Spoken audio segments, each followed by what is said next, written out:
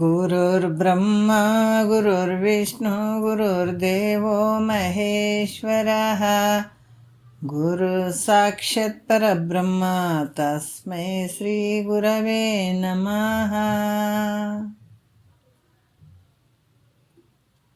ಶ್ರೀ ಜಗದ್ಗುರು ಸಿದ್ಧಾರೂಢರ ಪಾದಕಮಲಗಳಿಗೂ, ಶ್ರೋತ್ರಿಯ ಬ್ರಹ್ಮನಿಷ್ಠ ಸದ್ಗುರು ಬಸವಾನಂದರ ಪಾದಕಮಲಗಳಿಗೂ, ಅವರ ಪ್ರತಿರೂಪದಂಥ ನಿಜಗುಣಪ್ಪನವರ ಪಾದಕಮಲಗಳಿಗೂ ನನ್ನ ದೀರ್ಘದಂಡ ಪ್ರಣಾಮಗಳನ್ನು ಸಲ್ಲಿಸುತ್ತಾ, ಎಲ್ಲ ಮಹಾತ್ಮರ ಪಾದಕಮಲಗಳಿಗೂ ನನ್ನ ದೀರ್ಘದಂಡ ಪ್ರಣಾಮಗಳನ್ನು ಸಲ್ಲಿಸುತ್ತಾ, ಮನದಲ್ಲಿ ಸ್ಮರಿಸಿಕೊಳ್ಳುತ್ತಾ, ತಮ್ಮೆಲ್ಲರಿಗೂ ವಂದಿಸುತ್ತಾ, ಇವತ್ತಿನ ನಿಜಗುಣರು ರಚಿಸಿದಂತಹ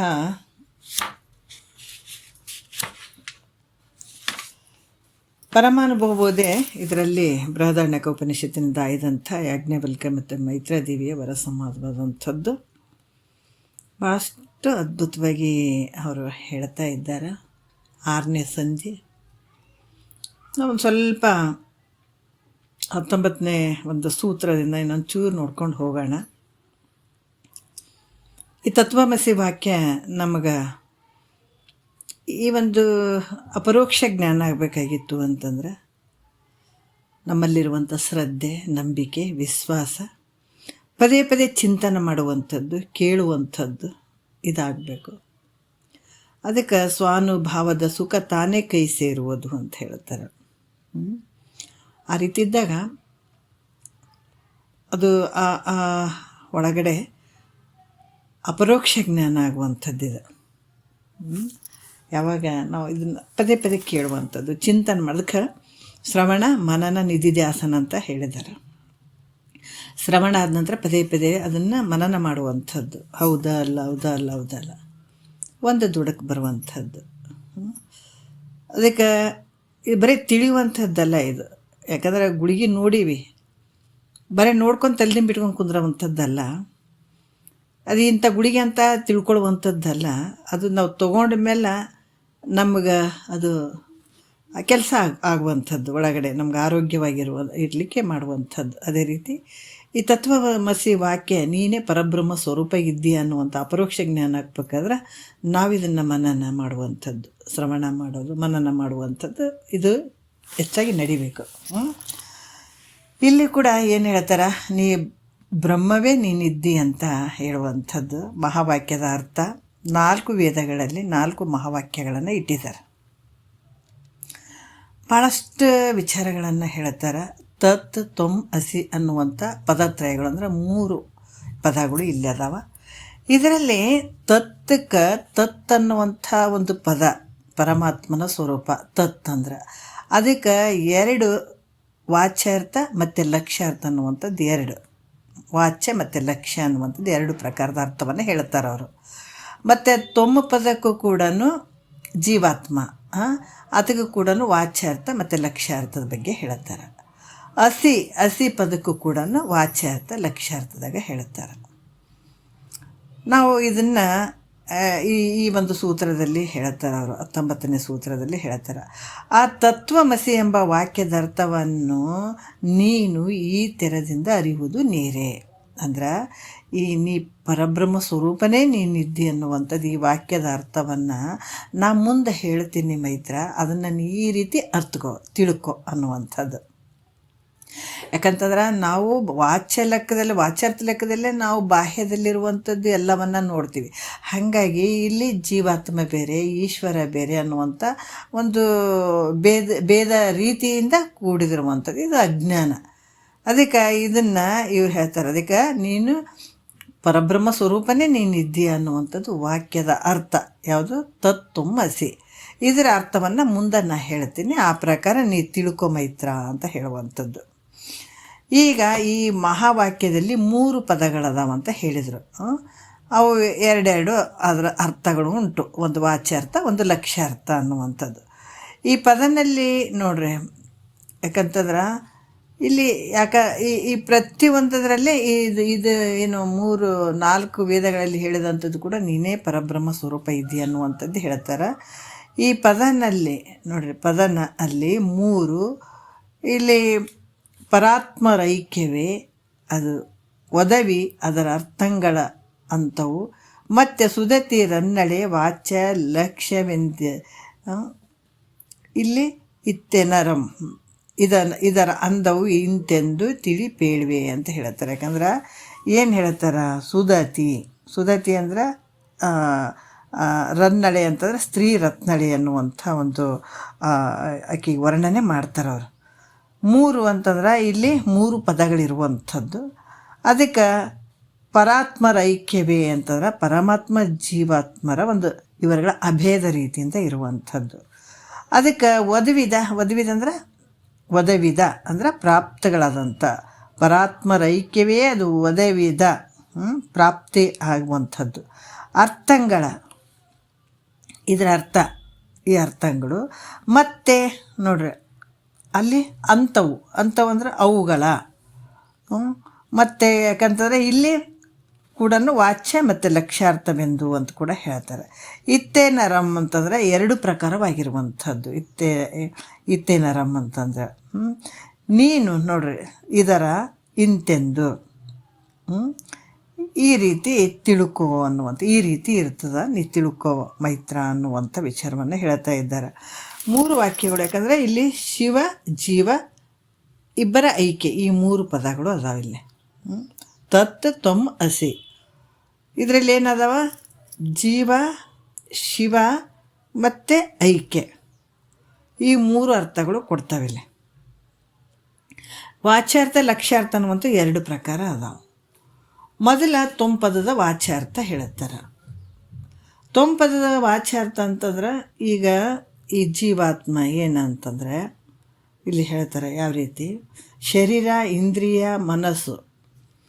ಈ ಜೀವಾತ್ಮ ಹೆಂಗದ ಅಂತಂದ್ರೆ ಈ ಮಾಯೆಯಲ್ಲಿ ಈ ಪರಬ್ರಹ್ಮನ ಸ್ವರೂಪ ಮಾಯೆಯಲ್ಲಿ ಪ್ರತಿಬಿಂಬಿಸಿದಾಗ ಅಲ್ಲಿ ಈಶ್ವರ ಅಂತ ಅನ್ಸ್ಕೊಂಡ, ಮಹೇಶ್ವರ ಅಂತ ಅನ್ಸ್ಕೊಂಡ. ಅದೇ ಒಂದು ಪ್ರತಿಬಿಂಬ ಅವಿದ್ಯೆಯಲ್ಲಿ ಪ್ರತಿಬಿಂಬಿಸಿದಕ್ಕಾಗಿ ಆತ ಜೀವಾತ್ಮ ಅಂತ ಅನ್ಸ್ಕೊಂಡ. ಆದರೆ ಈಶ್ವರನಲ್ಲಿರುವಂಥ ಚೈತನ್ಯ ಜೀವಾತ್ಮನಲ್ಲಿರುವಂಥ ಚೈತನ್ಯ ಬೇರೆ ಐತೆ ಅಂದರೆ ಒಂದೇ ಆಗಿರುವಂಥದ್ದು. ಈಗ ಇಲ್ಲಿ ಭೇದಕ್ಕೆ ಅವಕಾಶ ಆದಾಗ ನಾವು ಭಿನ್ನ ರೂಪವಾಗಿ ನಾವು ಜೀವಾತ್ಮ ಅಂದ್ಕೊಳ್ತೀವಿ, ಈಶ್ವರ ಅಂದ್ಕೊಳ್ತೀವಿ. ಆದರೆ ವಾಚ್ಯಾರ್ಥ ಲೆಕ್ಕದಾಗ ಹಂಗೆ ಅಂದ್ಕೊಳ್ತೀವಿ. ಅದರ ಲಕ್ಷ್ಯಾರ್ಥದಲ್ಲಿ ನೋಡಿದಾಗ 2 ಒಂದೇ ಇರುವಂಥದ್ದು. ಅದಕ್ಕೆ ಹೇಳ್ತಾರೆ, ಯಾವಾಗ ಈತ ಅವಿದ್ಯೆಯನ್ನು ಜೊತೆಗೂಡ್ದ, ಅವಿದ್ಯೆಯಲ್ಲಿ ಈತ ಪ್ರತಿಬಿಂಬಿಸಿದ, ಈತ ಯಾವ ರೀತಿ ಅಂದ, ಅವಿದ್ಯೆಯಲ್ಲಿ ಪ್ರತಿಬಿಂಬಿಸಿದ ಪರಬ್ರಹ್ಮನ ಸ್ವರೂಪನೇ ಅವಿದ್ಯೆಯಲ್ಲಿ ಪ್ರತಿಬಿಂಬಿಸಿದಕ್ಕಾಗಿ ಇಲ್ಲಿ ಏನು ಮಾಡಕತ್ತಿದ ಈತ, ಅವಿದ್ಯೆಯಲ್ಲಿ ಕೂಡ್ಕೊಂಡು ಅನಾತ್ಮ ವರ್ಗವನ್ನು ನನವ ಅಂತ ತಿಳ್ಕೊಳಕ್ಕೆ ಶುರು ಮಾಡಿದ. ಆದರೆ ಈ ಶರೀರ ಆಗಿರ್ಬೋದು, ಇಂದ್ರಿಯ ಆಗಿರ್ಬೋದು, ಪ್ರಾಣ, ಈ ಮನಸ್ಸು ಇವೆಲ್ಲಷ್ಟು ಏನದಾವ ಇವು ನಾನೇ ಅಂತ ತಿಳ್ಕೊಳಕ್ಕೆ ಶುರು ಮಾಡ್ದೆ. ಮತ್ತು ಇವು ನನವೇ ಅಂತ ತಿಳ್ಕೊಳಕ್ಕೆ ಶುರು ಮಾಡ್ದೆ. ಮತ್ತು ಇದರ ಧರ್ಮಗಳು ಏನದಾವ, ಈ ಪ್ರಾಣಕ್ಕೆ ಶರೀರಕ್ಕೆ ಹುಟ್ಟು ಸಾವು ಅನ್ನುವಂಥದ್ದು ಐತೆ, ಪ್ರಾಣಕ್ಕೆ ಶಿವತೃಷಗಳ ಧರ್ಮ ಐತೆ, ಮತ್ತು ಮನಸ್ಸಿಗೆ ಸಂಕಲ್ಪ ವಿಕಲ್ಪ ಅನ್ನುವಂಥ ಧರ್ಮ ಐತೆ, ಮತ್ತು ಬುದ್ಧಿಗೆ ಏನೈತೆ ಇಲ್ಲಿ ನಿಶ್ಚಯ ಮಾಡುವಂಥದ್ದು ಅದ. ಇವೆಲ್ಲ ಧರ್ಮಗಳು ನನಗೆ ಅದಾವಂತ ತಿಳ್ಕೊಂಬಿಟ್ಟೈತೆ. ಅದಕ್ಕೆ ನಾನು ಹುಟ್ಟಿದ್ದೀನಿ, ನಾನು ಸಾಯ್ತೀನಿ ಅನ್ನುವಂಥದ್ದು, ಕಿವಿ ಕೇಳಲಿಲ್ಲ ಅಂದರೆ ಕಿವುಡ ಅನ್ನುವಂಥದ್ದು, ಕಣ್ಣು ಕಾಣಲಿಲ್ಲ ಅಂದ್ರೆ ನಾನು ಕುರುಡ ಅದೀನಿ ಅನ್ನುವಂಥದ್ದು, ನಾನು ಕಾಲು ನಡೆಯಕ್ಕೆ ಬರಲಿಲ್ಲ ಅಂದರೆ ನಾನು ಕುಂಟ ಅದೀನಿ ಅಂತ ಅನ್ನುವಂಥದ್ದು, ನಾನಾ ರೀತಿ ನೀವು ನನಗೆ ಆಗ್ಯಾವಂತ ಆರೋಪ ಮಾಡ್ಕೊಳಕ್ಕೆ ಶುರು ಮಾಡಿದೆ. ಅದಕ್ಕೆ ಈ ದುಃಖಗಳಿಂದ ಕೂಡಿದಂಥದ್ಗೆ ಇದಕ್ಕೊಂದು ಹೆಸರಿಟ್ರು, ಅದು ಜೀವಾತ್ಮ ಅಂತ ಹೆಸರಿಟ್ರು. ಯಾಕಂದರೆ ಇರದೇ ಇರುವಂಥ ವಸ್ತುಗಳನ್ನು ಇವು ನನವ ಅದಾವ, ಅದ್ರ ಕೆಲಸಗಳೆಲ್ಲ ನನಗೆ ಆಗ್ತಾವಂತ ತಿಳ್ಕೊಳಕ್ಕೆ ಶುರು ಮಾಡಿದ್ನಲ್ಲ, ಈತಗೆ ಜೀವ ಅಂತ. ಈತಗೆ ತೊಮ್ಮ ಪದದ ವಾಚ್ಯಾರ್ಥ ಭಾಗದಲ್ಲಿ ವಾಚ್ಯಾರ್ಥ ಅರ್ಥವನ್ನು ಅನಿಸ್ಕೊಳ್ತದೆ. ಇದು ತೊಮ್ಮ ಪದದ ಇದೇನಾಗ್ತದೆ ವಾಚ್ಯಾರ್ಥ ಲೆಕ್ಕದಾಗ ಈತ ಜೀವ ಅಂತ ಅನಿಸ್ಕೊಳ್ತಾನೆ.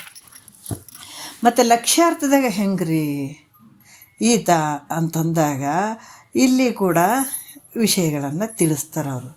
ಏನಂತಂದ್ರೆ ಈ ಅಹಂಕಾರ, ಮೂಲ ಅಹಂಕಾರ ಏನು ಅದು ಅಹಂಕಾರ. ಇದೆಲ್ಲಕ್ಕೂ ಆಧಾರವಾಗಿರುವಂಥದ್ದು ಯಾವುದು ಅಂತಂದ್ರೆ ಪ್ರತ್ಯೇಗಾತ್ಮ.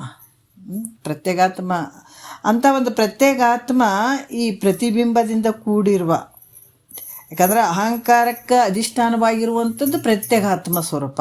ಪ್ರತ್ಯೇಗಾತ್ಮ ಅದು ಕೂಡ ಈ ಪ್ರತಿಬಿಂಬದಿಂದ ಕೂಡಿರುವ ಕಾರಣ.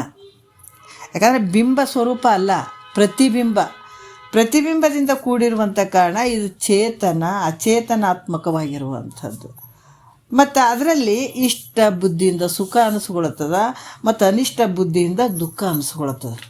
ಈ ಬುದ್ಧಿಯಿಂದ ಕೂಡಿದಂಥದಕ್ಕಾಗಿ. ಯಾಕಂದರೆ ಅಹಂಕಾರ ವಿಶಿಷ್ಟ ಚೇತನದಲ್ಲಿ ತೋರಿದಂಥದ್ದು. ಅಹಂಕಾರದ ಒಂದು ವಿಶಿಷ್ಟ ಚೇತನದಲ್ಲಿ ಸುಖ ದುಃಖಗಳು ಇವೆಲ್ಲ ಭ್ರಮ ಮೂಲಕ ತೋರ್ತಾವೆ. ಅದಕ್ಕೆ ಈ ಅಹಂಕಾರಕ್ಕೆ ಸಾಕ್ಷಿಯಾಗಿರುವಂಥದ್ದು ಯಾವುದು ಅಂದ್ರೆ ಈ ಪ್ರತ್ಯೇಗಾತ್ಮ ಸ್ವರೂಪ. ಇವಕ್ಕೆಲ್ಲ ಸಾಕ್ಷಿಯಾಗಿರುವಂಥವನು ಪ್ರತ್ಯೇಗಾತ್ಮ ಸ್ವರೂಪ.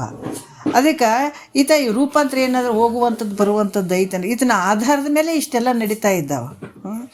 ಅದಕ್ಕೆ ಯಾವುದಕ್ಕೆ ಇಷ್ಟೆಲ್ಲ ತೋರಿತು ಅಂತಂದ್ರೆ ಅಹಂಕಾರದ ಅಧಿಷ್ಠಾನವಾಗಿರುವಂಥ ಒಂದು ಪ್ರತ್ಯೇಗಾತ್ಮನ ಒಂದು ಪ್ರತಿಬಿಂಬದಿಂದ ಕೂಡಿರುವಂಥ ಇದಕ್ಕೆಲ್ಲಷ್ಟಕ್ಕೆ ಕಾರಣ ಆಗಿರುವಂಥ ತೋರಿದರೂ ಕೂಡ ಇದಕ್ಕೆಲ್ಲ ಸಾಕ್ಷಿಯಾಗಿರುವಂಥದ್ದು ಸಾಕ್ಷಿ ರೂಪವಾಗಿರುವಂಥ ಪ್ರತ್ಯೇಗಾತ್ಮ ಸ್ವರೂಪ. ಈತಗೆ ಯಾವ ಒಂದು ವಿಕಾರತೆ ಇಲ್ಲ, ಯಾವಾಗಲೂ ಇರುವಂಥವನಿತ. ಈತನಲ್ಲಿ ಇವೆಲ್ಲ ಸುಖ ಸುಖದುಃಖಗಳು. ಯಾಕಂತಂದ್ರೆ ಇದು ತನ್ನನ್ನು ತಾನು ಮರ್ತದಕ್ಕಾಗಿ, ಅವಿದ್ಯೆಯಲ್ಲಿ ಬಿದ್ದದಕ್ಕಾಗಿ ಇಲ್ಲಿ ಕೂಡ ಏನಾಗ್ತದೆ ಅಂತಂದರೆ ಎಲ್ಲ ಅಹಂಕಾರದ ಧರ್ಮಗಳು ನನಗಾದವಂಥ ಆರೋಪ ಮಾಡೋದಕ್ಕಾಗಿ ಈತ ಜೀವಾತ್ಮ ಅಂತ ಏನು ಅನಿಸ್ಕೊಂಡ. ಆದರೆ ಇದಕ್ಕೆ ಸಾಕ್ಷಿಯಾಗಿರುವಂಥವನು ಪ್ರತ್ಯೇಗಾತ್ಮ ಸ್ವರೂಪ, ಯಾವಾಗಲೂ ಇರುವಂಥವನು. ಈಗ ಜಾಗ್ರತೆಯಲ್ಲಿ ಮಾಡುವಂಥ ವ್ಯವಹಾರ, ಸ್ವಪ್ನದಲ್ಲಿ ಮಾಡುವಂಥ ವ್ಯವಹಾರ, ಸುಸುಪ್ತಿಯಲ್ಲಿರುವಂಥದ್ದು, ಇದೆಲ್ಲಕ್ಕೂ ಆಧಾರವಾಗಿರುವಂಥವನು ಯಾರಂತಂದರೆ ಪ್ರತ್ಯೇಗಾತ್ಮ ಸ್ವರೂಪ ಇರುವಂಥವನು ಪ್ರತ್ಯೇಗಾತ್ಮ. ಅದಕ್ಕೆ ಆತನ ಈ ರೀತಿಯಾಗಿರೋದು ಇದಕ್ಕೆ ತೂರ್ಯ ಅಂತ ಕೂಡ ಹೇಳುವಂಥದ್ದು. ತೂರ್ಯ ಅವಸ್ಥೆಯಲ್ಲಿ ತೂರ್ಯ ಅಂತ ಕೂಡ ಹೇಳಿಸ್ಕೊಳ್ತಾನೆ. ಅದಕ್ಕೆ ಯಾವಾಗಲೂ ಇದು ಹೋಗುವಂಥವನಲ್ಲ, ಬರುವಂಥವನಲ್ಲ. ಹಾಗಾಗಿ ಈ ರೀತಿಯಾಗಿ ಈ ಕೂಟಸ್ಥನಾಗಿರುವಂಥ ಪ್ರತ್ಯೇಗಾತ್ಮ ಸ್ವರೂಪನೇ ತೊಂಪದಕ್ಕೆ ಲಕ್ಷ್ಯಾರ್ಥ. ಈ ಲಕ್ಷ್ಯಾರ್ಥದಲ್ಲಿ ನೋಡ್ರಿ, ಆತನು ಹೋಗುವಂಥವನಲ್ಲ, ಬರುವಂಥವನಲ್ಲ, ಯಾವಾಗಲೂ ಇರುವಂಥವನು. ನೀ ಮಾಡುವಂಥ ಒಂದು ಎಲ್ಲಕ್ಕೂ ಸಾಕ್ಷಿ ರೂಪವಾಗಿರುವಂಥ, ನೀ ಸುಖ ಅಂದ್ಕೊಳ್ಬೋದು, ದುಃಖ ಅಂದ್ಕೊಳ್ಬೋದು, ಏನು ಸಾಯ್ತೀನಿ ಉಡ್ತೀನಿ, ಇವಕ್ಕೆಲ್ಲಕ್ಕೂ ಮೂಲ ಕಾರಣ, ಮೂಲ ಅಧಿಷ್ಠಾನವಾಗಿರುವಂಥದ್ದು ಪ್ರತ್ಯೇಗಾತ್ಮ ಸ್ವರೂಪ. ಈ ಸ್ವರೂಪ ತೊಂಪದಕ್ಕೆ ಲಕ್ಷ್ಯಾರ್ಥವಾಗಿರುವಂಥವನು. ಯಾಕಂದ್ರೆ ವಾಚ್ಯಾರ್ಥ ಲೆಕ್ಕದಲ್ಲಿ ನಾವು ಭಿನ್ನವಾಗ್ತೀವಿ. ಅದರ ನಿನ್ನೊಳಗೆ ನೋಡ್ಕೊಂಡಾಗ ಲಕ್ಷ್ಯಾರ್ಥ ರೂಪದಲ್ಲಿ ಅದು ಯಾವ ರೀತಿ ಎಲ್ಲಕ್ಕೂ ಸಾಕ್ಷಿಯಾಗಿರುವಂಥ ಒಂದು ಸಾಕ್ಷಿ ರೂಪ ಆಗಿರುವಂಥವನು. ಯಾಕಂದರೆ ಅವಿದ್ಯೆ ಉಪಾಧಿಯಿಂದ ಕೂಡ್ಕೊಂಡು ಈತ ದುಃಖಿ ಅಂತ ಅಂದ್ಕೊಂಡಿದ್ದಾನೆ. ಇರುವಂಥದ್ದು ಚೈತನ್ಯ ಒಂದೇ ಇರುವಂಥದ್ದು. ಹಾಗಾಗಿ ವಾಚ್ಯಾರ್ಥ ಲೆಕ್ಕದಾಗ ನೋಡಿದ್ರೆ ಎಲ್ಲಕ್ಕೂ ಸಾಕ್ಷಿಯಾಗಿರುವಂಥದ್ದು ನಿನ್ನ ಸ್ವರೂಪ ಅಂತ ಹೇಳುವಂಥದ್ದು. ಇನ್ನು ತತ್ಪದದ ವಾಚ್ಯಾರ್ಥದ ಲೆಕ್ಕ ಹೇಳ್ತಾರೆ. ಈತ ಏನು ಮಾಡ್ದ, ಈ ಮಾಯೆಯಲ್ಲಿ ಪ್ರತಿಬಿಂಬಿಸಿದ್ದಕ್ಕಾಗಿ ಈತ ಮಾಯೆ ಉಪಾಧಿಯನ್ನು ತಗೊಂಡು, ಈತ ಅವಿದ್ಯೆ ಉಪಾಧಿ ಮಾಡಿಕೊಂಡು ಈತ ಎಲ್ಲ ನನಗಾದವಂತ ಕೂತ್ಕೊಂಡ. ಈತನ ಬಲ್ಲಿರುವಂಥ ಸಾಕ್ಷಿ ರೂಪ ಒಂದೇ ಇರುವಂಥದ್ದು. ಆದ್ರೆ ಈ ಒಂದು ವಾಚ್ಯಾರ್ಥ ಲೆಕ್ಕದಲ್ಲಿ ಈತ ಕೂಡ ಮಾಯೆಯಲ್ಲಿ ಪ್ರತಿಬಿಂಬಿಸಿ ಮಹೇಶ್ವರ ಅಂತ ಅನಿಸ್ಕೊಂಡು ಅಲ್ಲಿ ತ್ರಿಗುಣಾತ್ಮಕ ಪ್ರಕೃತಿ ಉಪಾಧಿ ಮೂಲಕ, ಅಲ್ಲಿ ತ್ರಿಗುಣಾತ್ಮಕ ಅಂತಂದ್ರೆ ಈ ಪ್ರಕೃತಿ ಅನ್ನುವಂಥದ್ದು 3 ಗುಣಗಳಿಂದ ಕೂಡಿರ್ತದೆ, ಗರ್ಭೀಕರಿಸ್ಕೊಂಡಿರ್ತದೆ. ಸತ್ವ, ರಜೋ, ತಮ 3 ಗುಣಗಳು. ಅದಕ್ಕೆ ಅದರಲ್ಲಿ ಪ್ರತಿಬಿಂಬಿತನಾದಂಥ ಪರಬ್ರಹ್ಮದ ಒಂದು ಚೈತನ್ಯ ಅದರಲ್ಲಿ ಪ್ರತಿಬಿಂಬಿಸ್ತಿರ್ತದೆ ನೋಡ್ರಿ. ಅಲ್ಲಿ ಪ್ರತಿಬಿಂಬಿಸಿದದಕ್ಕಾಗಿ ಅಲ್ಲಿ ಈಶ್ವರ ಅಂತ ಅನಿಸ್ಕೊಳತಾನೆ. ಮಹೇಶ್ವರ ಮಾಯೆಯಲ್ಲಿ ಕೂಡಿದದಕ್ಕಾಗಿ ಮಹೇಶ್ವರ ಅಂತ ಹೆಸರು ಬಂತು, ಈಶ್ವರ. ಈತ ಹೆಂಗಂದ್ರೆ ಈ ಚಿನ್ನ, ಪ್ಯೂರ್ ಚಿನ್ನ ಇರ್ತದಲ್ಲ, ಚಿನ್ನ ಇದ್ದಾಗ ಅದರಿಂದ ಆಭರಣ ಮಾಡ್ಕೊಳಕ್ಕಾಗಂಗಿಲ್ಲ. ಆವಾಗ ನಾವು ಇಲ್ಲ ರೀ, ಭಾಳಷ್ಟು ಆಭರಣ ಮಾಡ್ಕೋಬೇಕಾದ್ರೆ ನಾವು ಏನಾದರೂ ಒಂದು ಮಿಕ್ಸ್ ಮಾಡಬೇಕಾಗ್ತದೆ. ಮಿಕ್ಸ್ ಮಾಡಿದಾಗ ಮಾತ್ರ ಅಲ್ಲಿ ಆಭರಣಗಳು ಚಂದ ಮಾಡೋಕ್ಕಾಗ್ತದೆ ರೀ ಅಂತ ಹೇಳ್ತಾರೆ. ಅದ್ರಂಗೆ ಈತ ಮಾಯೆಯನ್ನು ಕೂಡ್ಕೊಂಡದಕ್ಕಾಗಿ ಜಗತ್ತು ವಿಚಿತ್ರವಾಗಿ ತೋರಕತ್ತದ, ವಿಚಿತ್ರವಾಗಿ ಅಂತ ಸೃಷ್ಟಿ ಮಾಡಿದಾನೆ.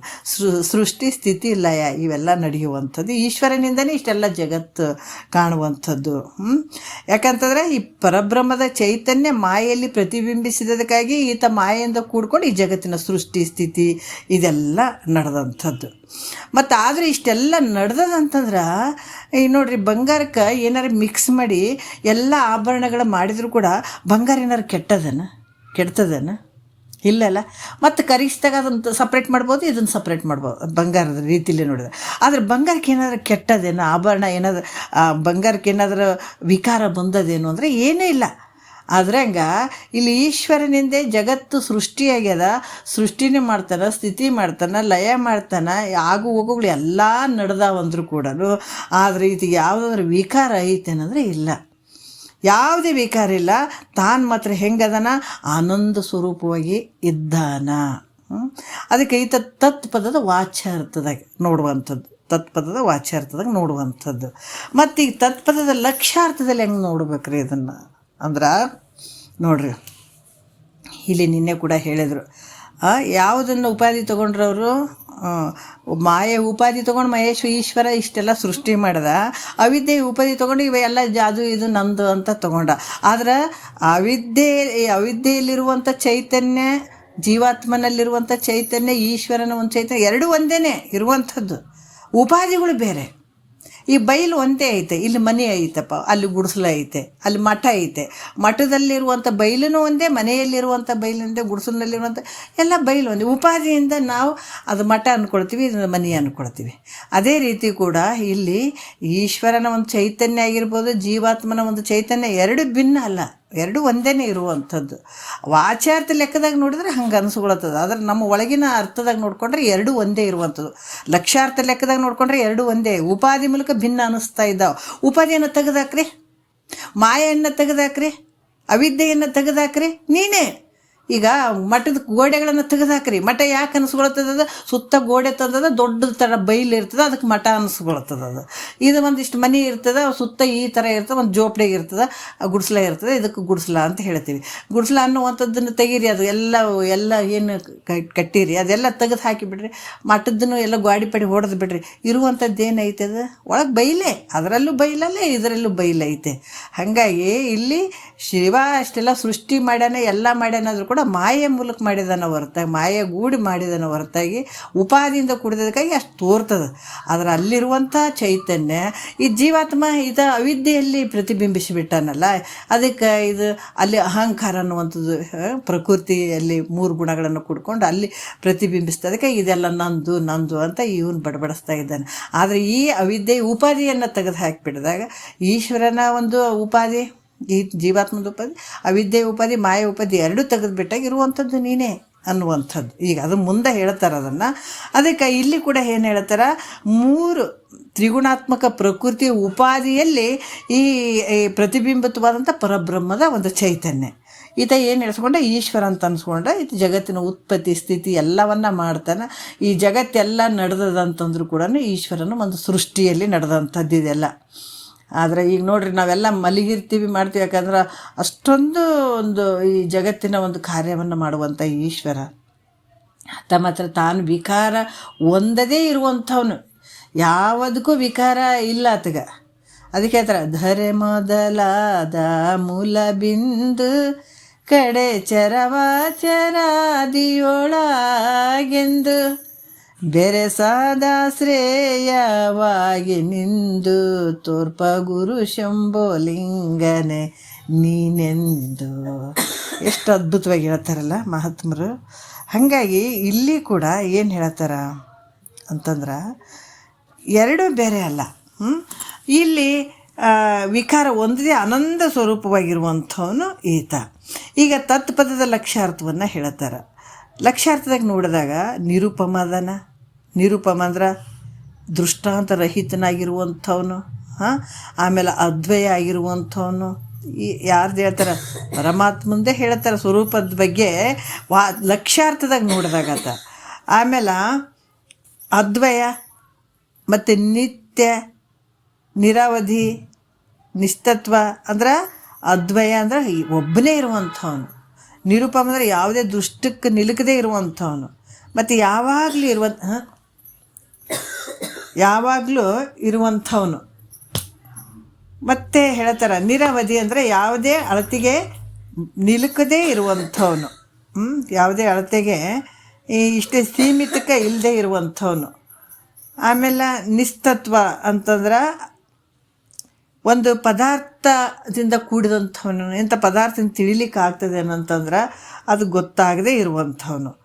ಮತ್ತು ಹೇಳ್ತಾರೆ ಅವರು ನಿರಘ ಅಂದ್ರೆ ಯಾವುದೇ ಒಂದು ಪಾಪವಿಲ್ಲದಂಥವನು.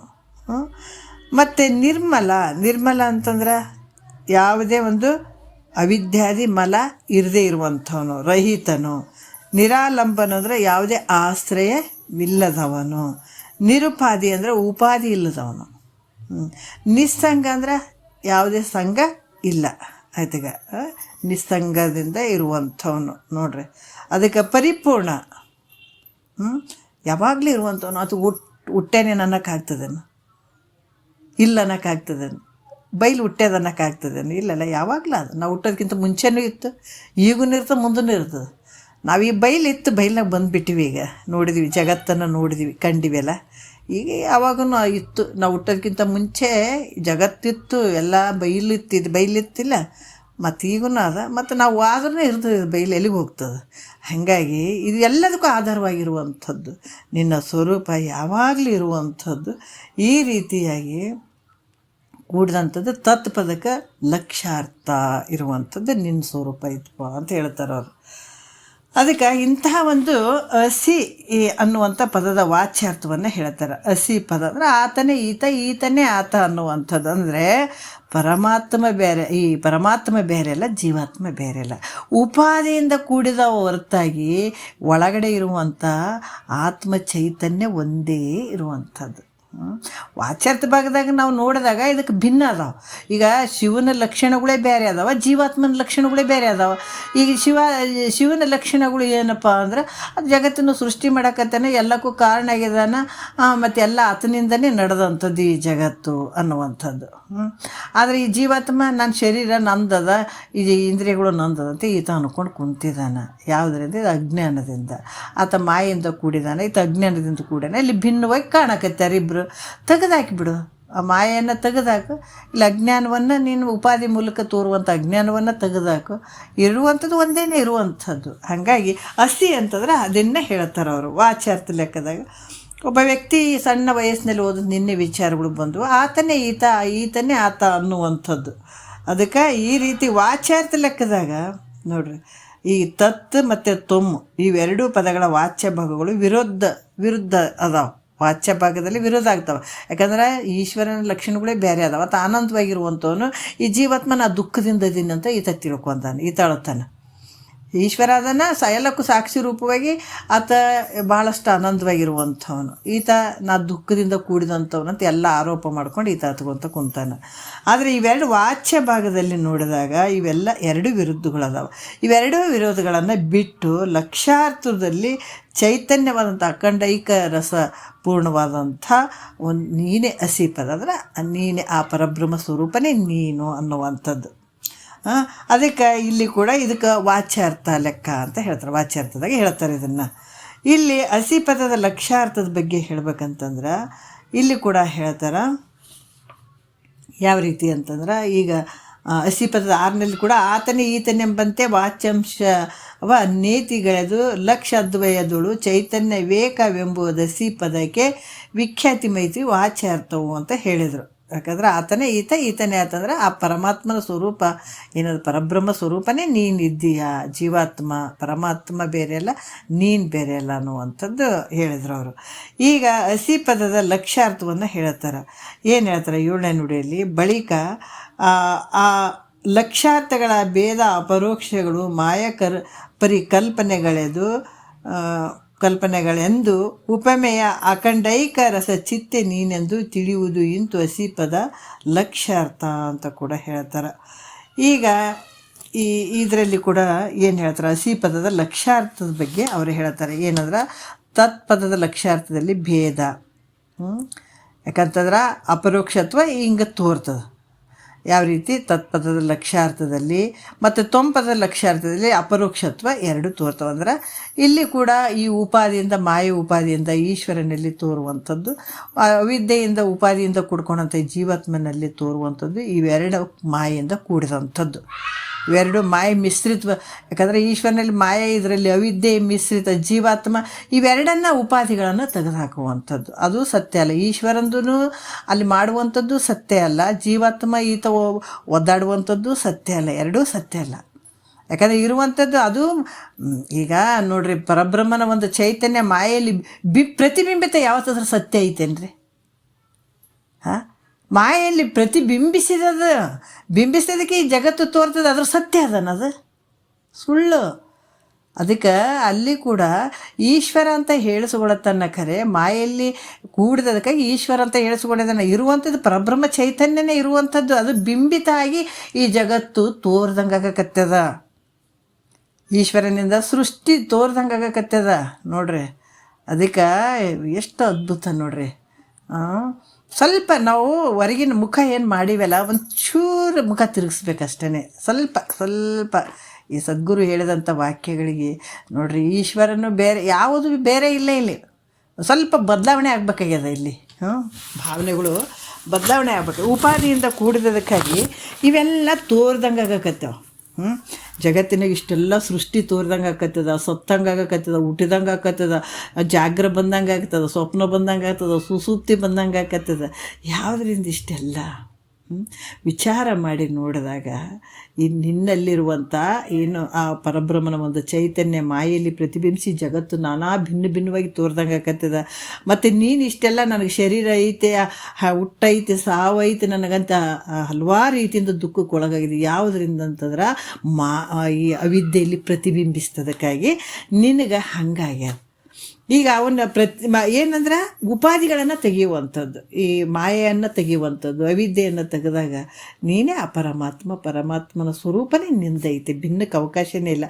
ಇಲ್ಲಿ ಜೀವ ಏನು ಈಶ್ವರಂದೂ ಇಲ್ಲ, ಜೀವನೂ ಇಲ್ಲ. ಇಲ್ಲಿ ಪರಬ್ರಹ್ಮ ಸ್ವರೂಪನೇ ಅಖಂಡ ಚೈತನ್ಯ ಸ್ವರೂಪನಾಗಿರುವಂಥದ್ದು ನೀನು.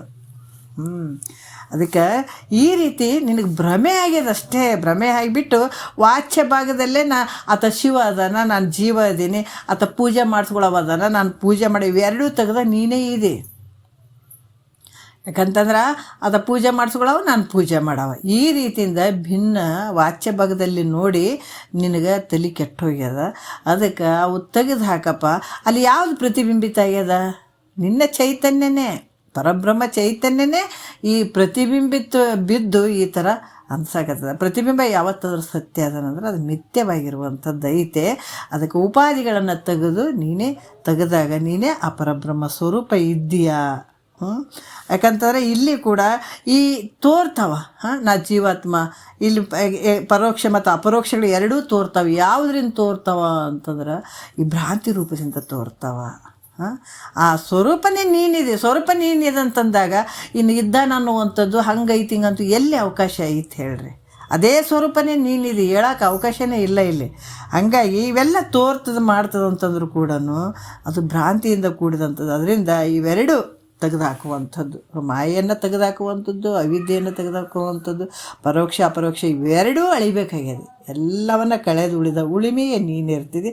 ಇವೆರಡನ್ನು ತೆಗೆದುಹಾಕಿ ಅಖಂಡ ಚಿನ್ಮಯ ಸ್ವರೂಪನೇ ನೀನು ಅಂತ ಹೇಳುವಂಥದ್ದೇ ಹಸಿಪದದ ಒಂದು ಲಕ್ಷ್ಯಾರ್ಥ. ಎರಡು ನೀನೇ, ಏನಿಲ್ಲ ನೋಡ್ರಿ. ಯಾಕಂದ್ರೆ ಈ ಜಗತ್ತಿನಾಗ ಇಷ್ಟೆಲ್ಲ ಮನೆಗಳು ಕಾಣ್ತಾವ, ಎಲ್ಲ ಕಾಣ್ತಾವಂದ್ರೆ ಯಾವುದರಿಂದ ಕಾಣ್ತಾವೆ? ಇದು ಮನೆ ಅಂತೀವಿ, ಇದು ಗುಡಿ ಅಂತೀವಿ, ಇದು ಮಠ ಅಂತೀವಿ, ನಾನಾ ರೀತಿ ಭಿನ್ನಕ್ಕೆ ಅವಕಾಶ ಐತೆ. ಇದು ಯಾವಾಗ ಭಿನ್ನ ಕಾಣ್ತಂದ್ರೆ ಉಪಾಧಿ ಮೂಲಕ ತೋರ್ತಾವೆ ಅಷ್ಟೇ ಹೊರತಾಗ. ಉಪಾಧಿಯನ್ನು ತೆಗೆದು ಹಾಕಿಬಿಟ್ಟಾಗ ಏನಾಯ್ತು? ಬರೀ ಬೈಲೈತ್ರಿ, ಇಲ್ಲ ಏನಿಲ್ಲ. ಹಾಗಾಗಿ ಇಲ್ಲಿ ಕೂಡ ಪರಬ್ರಹ್ಮ ಸ್ವರೂಪನೇ ಏಕವಾಗಿರುವಂಥದ್ದು. ಇಲ್ಲಿ ಶಿವ ಅನ್ನುವಂಥದ್ದು, ಜೀವ ಅನ್ನುವಂಥದ್ದು ಇಲ್ಲೇನೂ ಇಲ್ಲ ನೋಡ್ರಿ. ಎಲ್ಲ ಪರಬ್ರಹ್ಮ ಸ್ವರೂಪನೇ. ಈಗ ಆಭರಣದಾಗ ಬರೀ ಏನದು? ಬರೀ ಬಂಗಾರದ. ನಾವು ಭ್ರಾಂತಿಯಿಂದ ಇದು ಹಿಂಗೆ ಅಂತೀವಿ ರೀ, ನಾಮ ರೂಪದಿಂದ ನಾವು ಅದು ಸತ್ಯ ಅಂದ್ಕೊಂಡಿರ್ತೀವಿ. ಯಾಕಂದ್ರೆ ಇದು ಇಂಥದ್ದು ಸರ ರೀ, ಇಂಥದ್ದು ರೀ, ಅಂಥದ್ದು ರೀ ಅಂತ ಹೇಳ್ತೀವಿ. ಆದ್ರೆ ಇರುವಂಥದ್ದೇನು? ಬಂಗಾರನೇ ಐತೆ. ಮಣ್ಣಿನ ಪೂರ್ತಿ ನೋಡ್ರಿ, ಎಲ್ಲಿ ನೋಡಿದ್ರು ಕೂಡ ಬರೀ ಮಣ್ಣು ಐತೆ. ಅದು ನಾವು ವಿಚಾರ ಮಾಡ್ತೀವಿ ನಮ್ಮ ಬರೀ ಮಣ್ಣು ಐತೆ ಅಂತ, ಇಲ್ಲ ಇದು ಗಡಿಗೆ ಅಂತೀವಿ. ಆದ್ರೆ ಅದು ಸತ್ಯ ಅದಂದ್ರೆ ಯಾವಾಗ ಹೊಡೆದು ಹೋಗ್ತದೆ ಗೊತ್ತಿಲ್ಲ. ಆದ್ರೆ ಆಮೇಲೆ ಏನಾಗ್ತದೆ, ಮಣ್ಣೇ ಆಗ್ತದೆ. ಅದು ಮೊದಲು ಮಣ್ಣೆ ಇತ್ತು, ನಡುವೆ ಗಡಿಗೆ ತೋರ್ದಂಗೆ ಇತ್ತು, ಅದು ಮತ್ತೆ ಮಣ್ಣು ಆಗುವಂಥದ್ದು. ಅದೇ ರೀತಿ ಇವೇನು ಈಶ್ವರ ಮತ್ತು ಜೀವ ಈ ಉಪಾಧಿ ಮೂಲಕ ತೋರ್ತಾ ಹೊರತಾಗಿ ಉಪಾಧಿಯನ್ನು ಕಳೆದಾಗ ಆ ಪರಮಾತ್ಮ ಸ್ವರೂಪನೇ ನೀನಿದ್ದೀಯಾ ಅನ್ನುವಂಥದ್ದೇ ಹಸಿ ಪದದ ಲಕ್ಷಣ. ತತ್ವಂ ಅಸಿ, ಆ ಪರಮಾತ್ಮನ ಸ್ವರೂಪ ನೀನೇ ಇದ್ದೀಯಾ ಅಂತ ಹೇಳುವಂಥದ್ದು. ತತ್ವದ ಪರಮಾತ್ಮ, ತ್ವಮ್ ಅಂದರೆ ಹಸಿ, ನೀನು ಜೀವಾತ್ಮ. ಮತ್ತೇನು ಹೇಳ್ತಾರೆ ಇಲ್ಲಿ, ಹಸಿ ಅಂದ್ರೆ ನೀನು ಇದ್ದೀಯ ಅಂದರೆ ಆತ ಬೇರೆಲ್ಲ, ನೀನು ಬೇರೆಲ್ಲ, ಪರಮಾತ್ಮ ಬೇರೆಲ್ಲ, ನಿನ್ನ ಸ್ವರೂಪ ಬೇರೆಲ್ಲ, ಆ ಎರಡೂ ಒಂದೇ ಇರುವಂಥದ್ದು ಅಂತನ್ನುವಂಥದ್ದೇ ಹಸಿ ಪದದ ಒಂದು ವಿಚಾರ. ಈ ರೀತಿ ತಿಳ್ಕೊಳ್ಳುವಂಥದ್ದು ಅಂತ ಹೇಳ್ತಾರೆ. ಮತ್ತು ಇದನ್ನು ಯಾವ ರೀತಿ, ಈ ರೀತಿ ತತ್ವಮಸಿ ಮಹಾವಾಕ್ಯದ ಅರ್ಥವನ್ನು ಇದು ಗುರು ಮುಖಾಂತರ ತಿಳ್ಕೊಂಡು ಪದೇ ಪದೇ ಪದೇ ಕೇಳುವಂಥದ್ದು, ಮನನ ಮಾಡುವಂಥದ್ದು ಅಂದಾಗ ಇದು ನಮಗೆ ಅನುಭವಕ್ಕೆ ಬರ್ತದೆ. ಒಳಗಡೆ ಬರೀ ಹೇಳುವಂಥದ್ದು ಕೇಳುವಂಥದ್ದು ಆಗಬಾರ್ದು, ಆ ಸ್ಥಿತಿಯಲ್ಲಿ ಇರುವಂಥದ್ದಕ್ಕೆ ಹೋಗ್ಬೇಕು ನಾವು. ಈಗ ನಾವು ಕೇಳಿದೀವ್ರಿ ಇಲ್ರಿ ನೀನೇ ಪರಮಾತ್ಮ, ನೀನೇ ಪರಬ್ರಹ್ಮ ಸ್ವರೂಪ ಅಂತ ಕೇಳಿ ಬಿಡುವಂಥದ್ದಲ್ಲ. ಇದು ಅನುಭವಕ್ಕೆ ತೊಗೊಂಡು ಆ ಸ್ಥಿತಿಯಲ್ಲಿ ಇದ್ದಾಗ ಮುಕ್ತಿ ಆಗ್ತದೆ. ಇದು ಒಂದು ಇಲ್ಲ ರೀ ನಾವು ಗುರುಗಳು ಹೇಳಿದಾರ ಹಿಂಗೆ, ಮತ್ತು ನಾ ಪರಬ್ರಹ್ಮ ಸ್ವರೂಪನೇ ಇದ್ದೀನಿ ಅಂತ ಹೇಳಿದಾರ ಅಂತ ಅರ್ಥ ಆಗ್ತದೆ. ಆದ್ರೆ ಅನುಭವ ಆಗ್ಬೇಕಂತಂದ್ರೆ ನಾವು ಸತತ ಚಿಂತನೆ ಮಾಡಬೇಕಾಗ್ತದೆ, ಮನನ ಮಾಡಬೇಕಾಗ್ತದೆ. ಅದು ಗುರು ಮುಖಾಂತರವನ್ನು ತಿಳ್ಕೊಂಡು ನಮ್ಮಲ್ಲಿ ಅಸಂಶಯ, ಅಸಂಭಾವನೆ ಮತ್ತು ವಿಪರೀತ ಭಾವನೆಗಳನ್ನು ಕಳ್ಕೊಂಡು ಅದು ಸಂಪೂರ್ಣ ಹೋಗಬೇಕು. ನಮ್ಮಲ್ಲಿ ಏನು ಇರಬಾರ್ದು, ಅದೇ ಸ್ವರೂಪದಲ್ಲಿ ಉಳ್ಕೊಂಡಾಗ ಅದು ಮುಕ್ತಿ ಅಂತ ಅನ್ಕೋ. ಇದೇ ಮುಕ್ತಿ ಅನ್ನುವಂಥದ್ದು ನಿನಗೆ ಗೊತ್ತಾಗ್ತದೆ. ನೀನು ಯಾವ್ಯಾವ ಲೆಕ್ಕದಾಗ ಇದ್ದೀಯಾ ಅಂತನ್ನುವಂಥದ್ದು ಎಲ್ಲ ಗೊತ್ತಾಗ್ತದಲ್ಲ, ಆವಾಗ ನೀ ಅದೇ ಸ್ವರೂಪದಿಂದ ನೀನು ಇರಬೇಕು. ಇದ್ದಾಗ ಮಾತ್ರ ಅದು ಮುಕ್ತಿ ಅಂತ ಅನ್ಸ್ಕೊತ, ಯಾವ ಒಂದು ಸಂಶಯಕ್ಕೆ ಅವಕಾಶ ಇರೋಂಗಿಲ್ಲ. ಈ ರೀತಿಯಾಗಿರುವಂಥದ್ದು ಅಂತ ಕೂಡ ಹೇಳ್ತಾರೆ ಅವರು. ಮತ್ತು ವಾಚ್ಯಾರ್ಥ ನಿರ್ಣಯ ನಿರೂಪಣೆ, ವಾಕ್ಯಾರ್ಥ ನಿರ್ಣಯ ನಿರೂಪಣೆ ಸೂತ್ರ 19ಕ್ಕೆ ಪದ 141 ಅಂತ ಹೇಳಿ, ಇಲ್ಲಿ ಕೂಡ ಈ ಚಾಂದೋಗ್ಯ ಉಪನಿಷತ್ತಿನಲ್ಲಿ ಹೇಳಿದಂಥ ಈ ಸಾಮವೇದದ ವಿಚಾರವನ್ನು ಹೇಳಿದರು. ಇದು ಎಲ್ಲಿ ಹೇಳಿದ್ದಾರೆ ಅಂದರೆ ಚಾಂದೋಗ್ಯ ಉಪನಿಷತ್ತಿನಲ್ಲಿ ಹೇಳಿದಂಥ ವಿಚಾರ ಇದು. ತತ್ವಮಸಿ ವಾಕ್ಯ ಹೇಳಿದಂಥದ್ದು ಈ ಮಹಾವಾಕ್ಯದ ಅರ್ಥವನ್ನು ಹೇಳಿದರು. ಅನೇಕ ಮತವಾದಿಗಳು ಇದು ಯಾಕಂತಂದ್ರೆ ಇದ್ರ ಬಗ್ಗೆ ನಾನಾ ರೀತಿಯಿಂದ ಅರ್ಥಗಳನ್ನು ಹೇಳ್ತಾರೆ. ಕೆಲವೊಂದು ವಿಚಾರಗಳನ್ನು ಇದು ಹಿಂಗೈತೆ ಹಂಗೈತೆ ಅಂತ ಹೇಳ್ತಾರೆ.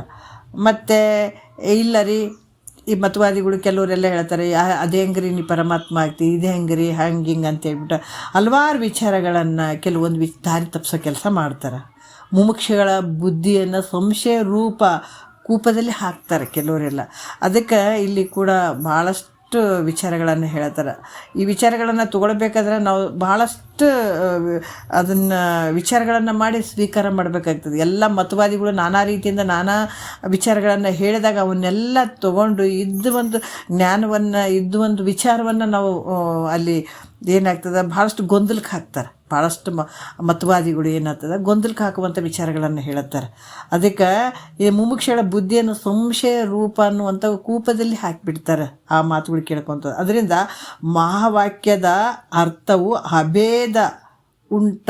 ಅಭೇದ ಅಲ್ಲದೆ ಮತ್ತು ಭಿನ್ನಕ್ಕೆ ಅವಕಾಶ ಇಲ್ಲ, ಭೇದಕ್ಕೆ ಅವಕಾಶ ಇಲ್ಲ. ಅಭೇದ ಸ್ಥಿತಿಯಿಂದ ಇರುವಂಥದ್ದೇ. ಅದನ್ನು ನಾವು ಪಕ್ಕ ತಿಳ್ಕೊಬೇಕಂತ ಹೇಳ್ತಾರೆ ಮಹಾತ್ಮರು. ಹೆಂಗಂದ್ರೆ ಮಹಾವಾಕ್ಯದ ಅರ್ಥ ಅಭೇದವೇ ಉಂಟಲ್ಲದೆ ಭೇದ ಇಲ್ಲ ಅನ್ನುವಂಥದ್ದು ನಿರೂಪಣೆ ಮಾಡ್ತಾರೆ. ಭೇದ ಇಲ್ಲಂದ್ರೆ ಹಿಂಗೈತ್ರಿ ಹಂಗೈತ್ರಿ ಮುಂದೆ ಹೇಳ್ತಾರೆ. ತತ್ವಮಸಿ ವಾಕ್ಯ ಸ್ತುತಿ ಪರ ಐತೇನ್ರಿ ಅಥವಾ ಅದು ಏನೋ ಹಿಂಗೈತೇನ್ರಿ ಈ ಮುಂದೆ ಅದನ್ನು ಹೇಳ್ತಾರೆ. ಹಾಗಲ್ಲ, ಅದು ಇರೋದೇ ನಿನ್ನ ಸ್ವರೂಪ. ಎರಡು ಅದಾವ್ರಿ ಇಲ್ರಿ, ಮತ್ತು ಪರಮಾತ್ಮ ಬೇರೆ ಅದನ್ನ ಮತ್ತು ಜೀವಾತ್ಮ ಬೇರೆ ಅದನ್ನು ಇಬ್ಬರು ಐಕ್ಯ ಮಾಡಿಬಿಡ್ತಾನೆ ರೀ, ಎರಡು ಕೂಡಿಸಿಬಿಡ್ತಾನೆ. ಹಂಗಲ್ಲ, ಯಾಕಂದರೆ ಎರಡು ಬೇರೆ ಬೇರೆ ಏನಿಲ್ಲ, ಒಂದೇ ಇರುವಂಥದ್ದು. ಈಗ ಬೈಲಿರುವಂಥದ್ದು ಒಂದೇ ಐತೆ, ಬೇರೆ ಎಲ್ಲಿ ತರ್ತೀರಿ ಹೇಳ್ರಿ? ಬೇರೆ ಏನಾರು ಕೂಡಿಸಿವೇನ? ಈಗ ನಾವು ಈ ಹೊರಗಡೆ ಬೈಲೈತಪ್ಪ, ಮನ್ಯಾಗ ಒಂದು ಬೈಲೈತೆ, ಆ ಬೈಲನ್ನು ತಂದು ಈ ಬೈಲನ್ನ ಕೂಡಿಸಿಬಿಟ್ಟಿವೇನ? ಇಲ್ಲಲ್ಲ, ಅದು ಇರೋದು ಒಂದೇ ಬೈಲ್, ಅದು ಇರೋದು. ನಾವು ಗಾಡಿ ತಂದು ಇಟ್ಟಿವಿ ಮಧ್ಯೆ, ಇದು ಮನೆಯಪ್ಪ ಅಂತ ಗೋಡೆ ಹೇರಿಸ್ಬಿಟ್ಟಿವಿ ನಾವು ಅಷ್ಟೇ. ಇರೋಂಥದ್ದು ಒಂದೇ ಅಲ್ಲ. ಮತ್ತು ಆ ಕಡೆದು ಅಲ್ಲಿದ್ದು ಹೊರಗಿಂದೇ ಬೇರೆ ಐತ್ರಿ ಬೈಲು, ಇದೇ ಬೇರೆ ಐತಿ ಬೈಲು ಅಂತ ಅನ್ನೋಕೆ ಆಗ್ತದೇನೋ? ಇಲ್ಲಲ್ಲ. ಅದ್ರಂಗೆ ಈ ಒಂದು ಮಹಾವಾಕ್ಯದ ಅರ್ಥ ಕೂಡ ಆ ಸ್ವರೂಪನೇ ನೀನಿದ್ದೀಯ ಅನ್ನುವಂಥದ್ದು ಹೇಳುವಂಥದ್ದು.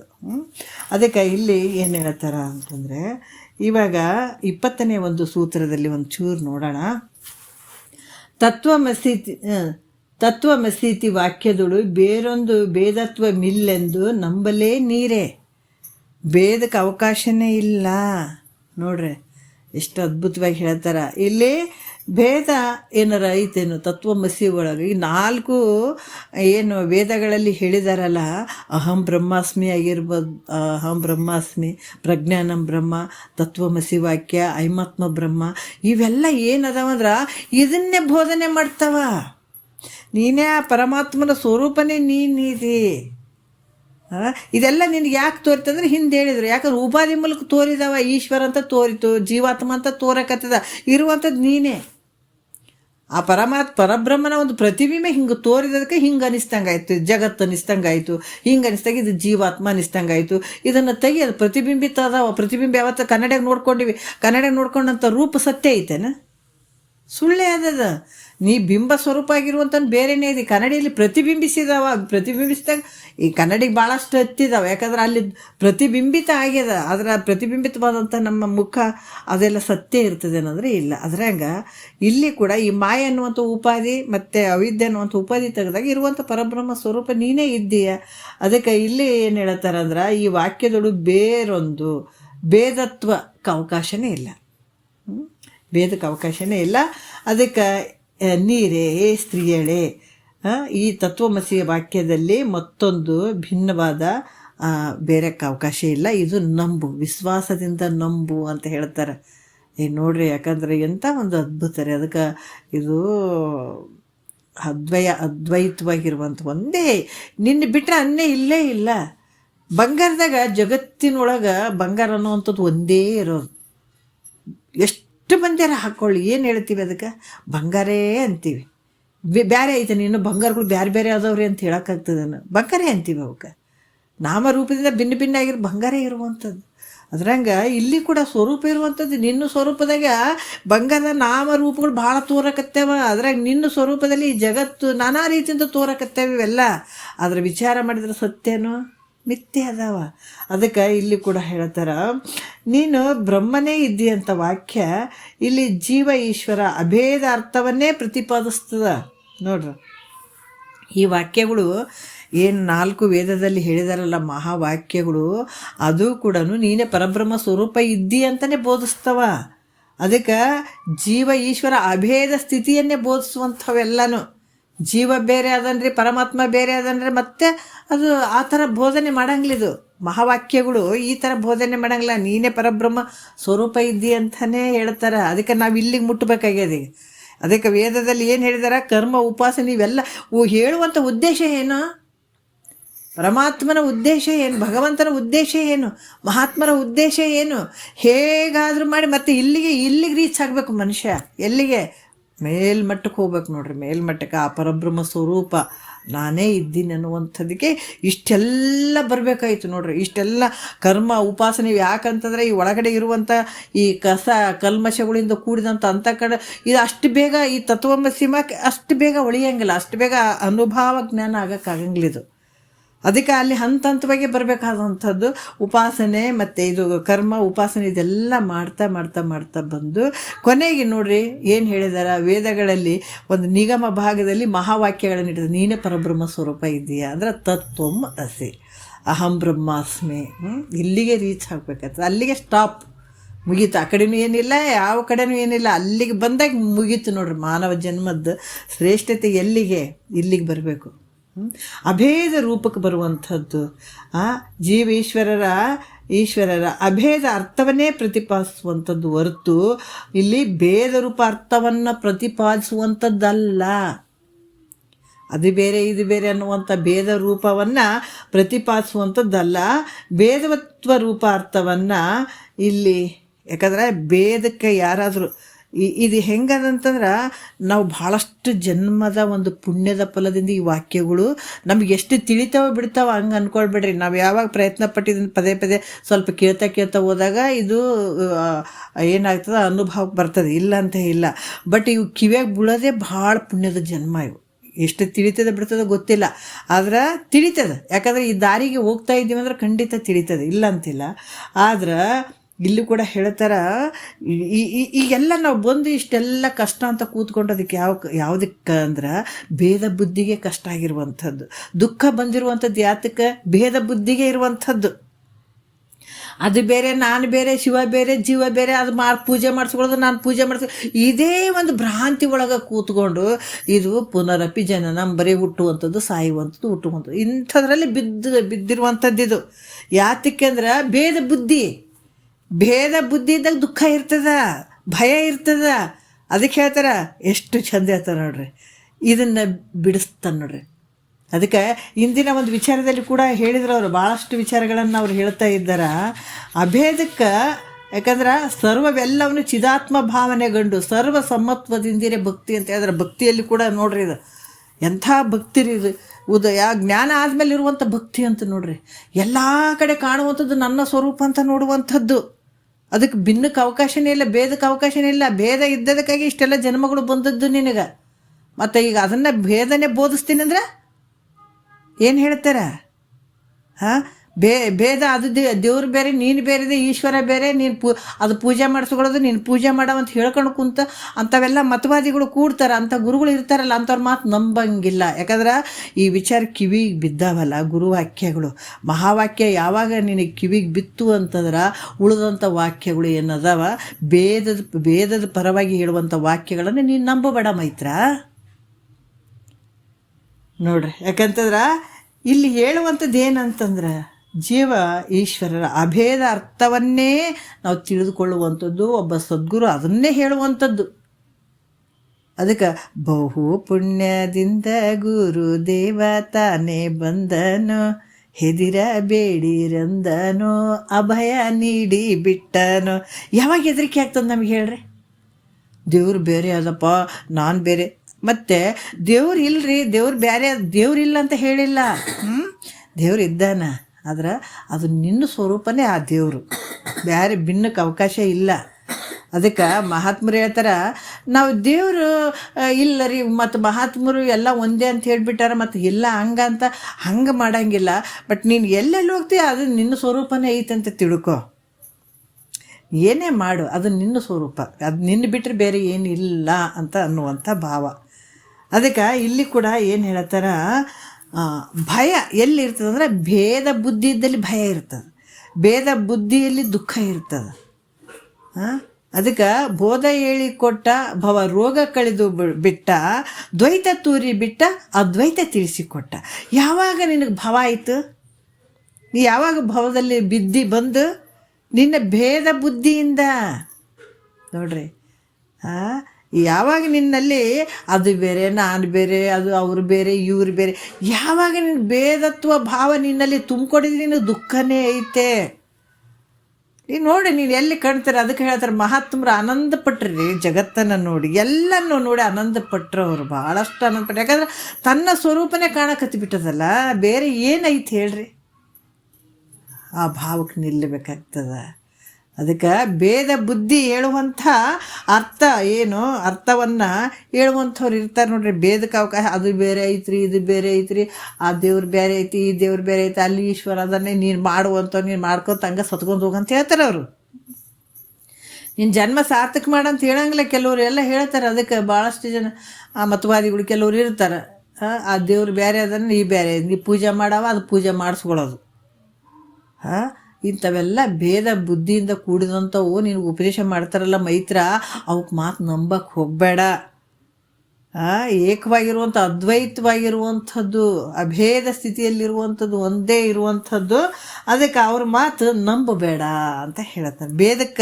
ಭೇದ ಯಾರು ಉಪದೇಶ ಮಾಡ್ತಾರೆ ಭೇದ, ಆ ಮಾತುಗಳನ್ನು ನೀನು ನಂಬಕ್ಕೆ ಹೋಗಬೇಡ ನೋಡ್ರಿ. ಮತ್ತು ಮಹಾವಾಕ್ಯ, ಒಂದು ಹೂವಿಗೆ ಸ್ವರ್ಗವೆಂಬಂತೆ ಅರ್ಥವಾದ ಪರ ಐತೇನು ಅಂತ. ಇದು ನೋಡ್ರಿ, ಇದು ಸ್ವರ್ಗ, ಈ ಒಂದು ಹೂವಿಗೆ ಸ್ವರ್ಗವೆಂಬಂತೆ, ಒಂದು ಹೂವಿಗೆ ಸ್ವರ್ಗ ಅನ್ನುವಂಥ ಈ ರೀತಿಯಾಗಿ ಹೇಳುವಂಥದ್ದು ಮಹಾವಾಕ್ಯ ಐತೇನು ಅಂತಂದ್ರೆ ಇದು ಅರ್ಥವಾದ ಪರ. ಹಿಂಗೈತಿ ನೋಡು, ಹಿಂಗೈತಿ. ಈಗ ಯಾವ ರೀತಿ ಅಂತಂದ್ರೆ ಒಬ್ಬರು ಒಂದು ಹಸು ಹೋಗಿತ್ತು ಕಳೆದಿತ್ತು. ಒಬ್ಬನು ಬಂದು ಕೇಳ್ತಾನೆ, ಏನಂದ್ರೆ ನನ್ನ ಹಸು ಹಿಂಗೆ ಹೋಯ್ತು ಅಂತಾನೆ. ಯಾವ ರೀತಿ ಇತ್ತು ಅಂದ್ರೆ ಅದು ಹಿಂಗೆ ಕೆಂಪಿತ್ತು, ಇದು ಇಂಥಲ್ಲಿ ಕೋಡಿತ್ತು, ಇಂಥಲ್ಲಿ ಬೆಳ್ಳಗಿತ್ತು, ಇದು ಹಿಂಗಿತ್ತು ಹಂಗಿತ್ತು ಅಂತ ಹೇಳ್ತಾನೆ. ಆ ಥರ ಹೇಳುವಂಥ ಒಂದು ಅರ್ಥವಾದ ಪರ ಐತೇನು ಮಹಾವಾಕ್ಯ ಅಂದ್ರೆ ಹಂಗಿಲ್ಲ. ಅದ್ರ ವಿಷಯ ಭಾಳ ಅದ್ಭುತವಾದಂಥ ವಿಚಾರ ತಿಳಿಸ್ತಾರೆ. ನಾವು ನಾಳೆ ನೋಡೋಣ. ಹೆಂಗಂದ್ರೆ ಅದು ಸ್ತುತಿ ಪರ ಅಲ್ಲ, ಅರ್ಥವಾದ ಪರ ಅಲ್ಲ, ಯಾವುದಲ್ಲ, ಅದು ಅದೇ ಸ್ವರೂಪನೇ ನೀನು ಅಂಥ ಒಂದು ವಿಚಾರಗಳದಾವ. ಮತ್ತು ಇದನ್ನ ಇಟ್ಕೊಂಡು ನಾಳೆ ಮಾತಾಡೋಣ. ಒಂದೆರಡು ಮಾತು ಗುರುಗಳ ಪಾದಕ್ಕೆ ಅರ್ಪಿಸಿ ಹರಾವ್.